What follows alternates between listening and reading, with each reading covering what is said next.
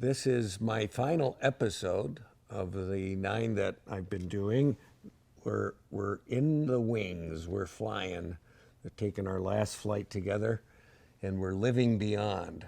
So we're going to tie everything together in these next couple of minutes. So prepare to fly.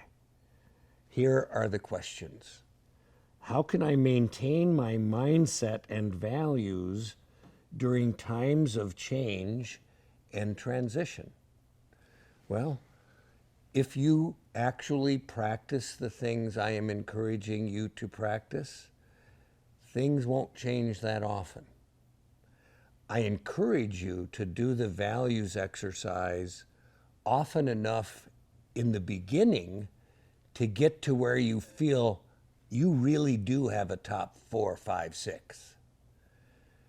And then cut back the frequency to about once a year. Because what you will be doing all year long, every day, is you're going to be practicing every day the freeze game and values reflection. Every day. Every day, you're going to be asking yourself, what am I thinking? How am I feeling? What am I doing? Could I be thinking or doing something different or better? What are my values?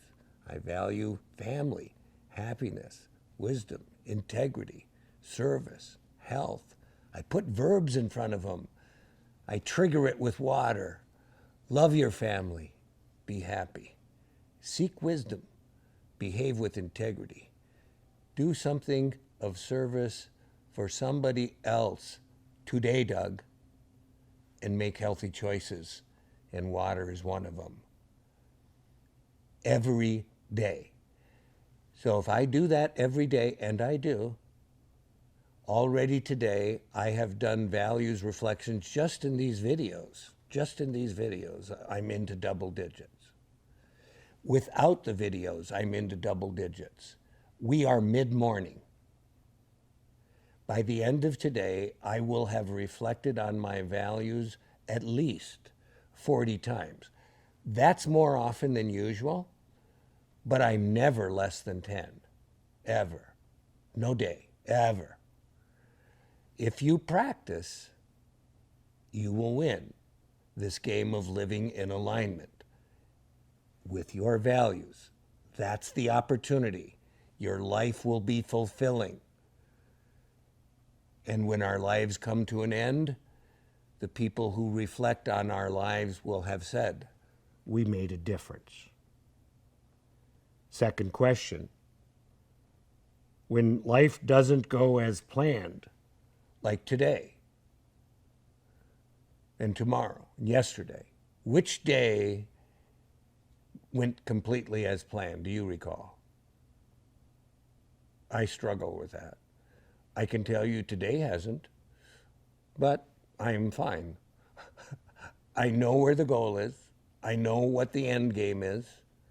I know we're going to achieve it, but we're not going to achieve it the way we had originally planned. We had to make some adjustments. That's the way it is. That's why we use the 5 profoundly simple steps. Remember, we have a goal. We have a plan. Those are steps 1 and 2. We execute the plan. And in the process of execution, we run into obstacles and we find things change. A dog walks onto the set.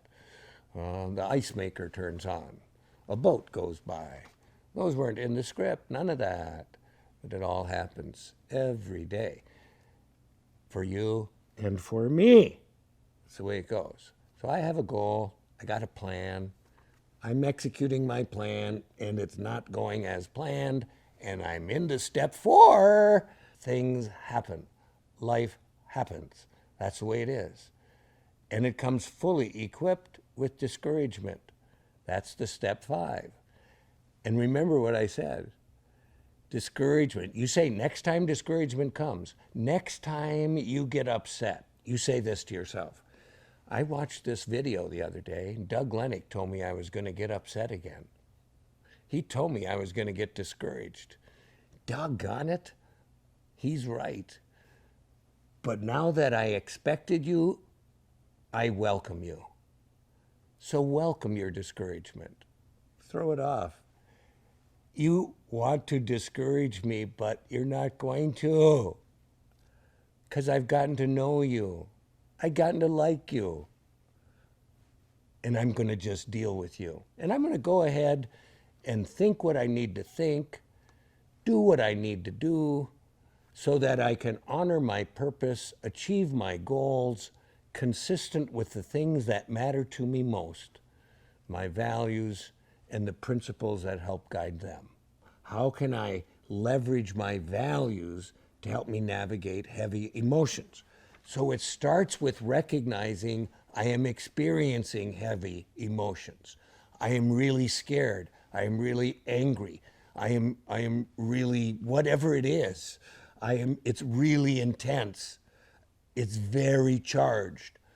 It's high energy, very charged. Once I recognize that, now I get to leverage my values, because now I get to go into reflection. When I go into reflection, what I reflect on are the things that are most important to me, my desired outcome, the big picture. I reflect on my values. Remember, I recognized my thoughts. I recognized my intense emotions. I recognized my physical experience. My heart was racing. My blood pressure was going up. I was recognizing that. All of that's very important. And now the reflection, and by the way, the more precise one can be at labeling their emotions, the better they will be at controlling them. Now, I'll give you an example. I'm having fun with these recordings, and so I'll share with you a little bit about how I've been feeling today, this morning, amongst other things. I've been very engaged, but I've been also feeling a little clever. I've had moments of cleverness. And, and I'm even, time to time, I'm even a little bit impish. That's how I've been feeling.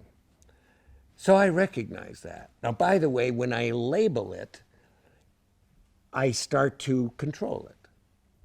So if I recognize I am really angry, I am enraged, then I know my brain is not in a good position to make a decision. That's why I need to reflect. And the process of reflecting on my values and putting verbs in front of them accesses my cognitive brain, calms the emotional center, and increases the probability of me making a rational, responsible, values-based decision in the presence of competing and difficult to deal with emotions. Good luck. Be well. Buy my books.